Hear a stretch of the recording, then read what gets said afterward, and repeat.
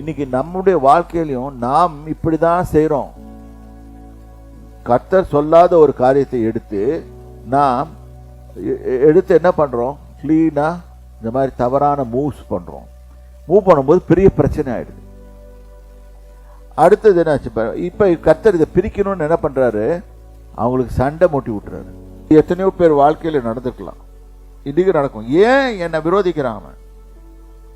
ஏன் என்னை இப்ப பகைக்கிறான்?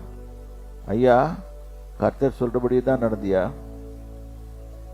கர்த்தர் உன்னை அவனோட இருக்க சொன்னாரா? XYZ.